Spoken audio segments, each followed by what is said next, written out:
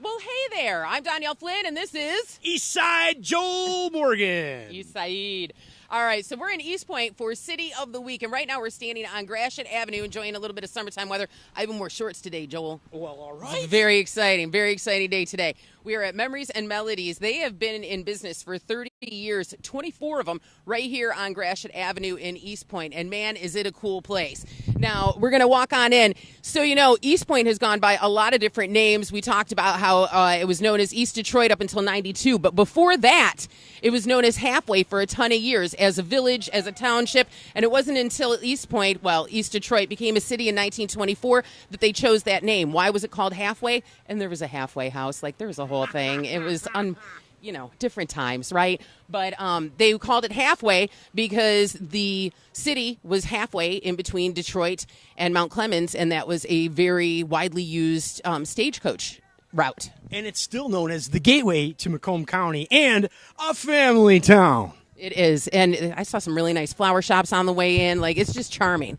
So here we are inside of Memories and Melodies. Please pardon us trying not to trip on ourselves. This place is steeped in ambiance. It is absolutely amazing, and you want to talk about people who love the music, that's what you're talking about with Memories and Melodies. We were talking with Bob earlier. Bob has been with Memories and Melodies for about 15 years, and man, does this guy know the music industry. He has worked in radio. He actually worked at CSX for a while back in the day. He is an alumni of this illustrious, wonderful business we call radio. Now, Bob, you've had some famous people walk through the doors at Memory and Melodies. Can you name some of them off? Well, real quickly, Temptations, Martha Reeves. We've had Eminem. And most importantly, we just recently sold a 45 RPM record, a test pressing to Jack White for a tremendous amount of money. We'll just say it was somewhere between the $50,000 and $100,000.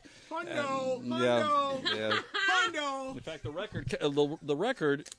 Well, this is facsimile, but the record looked like this. It was a white test pressing recorded by Frank Wilson, who was a Motown artist back in 1965. And the record, there was only 2 known copies. This third one showed up, and it happened to be a test pressing. And the owners of Melodies and Memories, Dan and Denise, wanted to keep the record in Detroit, and they found a buyer. And it turned out to be our very own Jack White here in Detroit, who is also the proud owner of a $300,000 Elvis Presley record.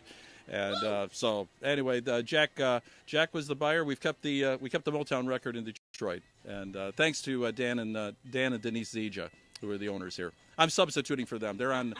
I'm just going to leave the microphone up by Bob and walk away. Like, I'm going to set it here. Okay. Joel, let's go get some lunch. Let's go. Here you go. Hey, I was a producer. I used to be a producer, so I'll take over. WCSX.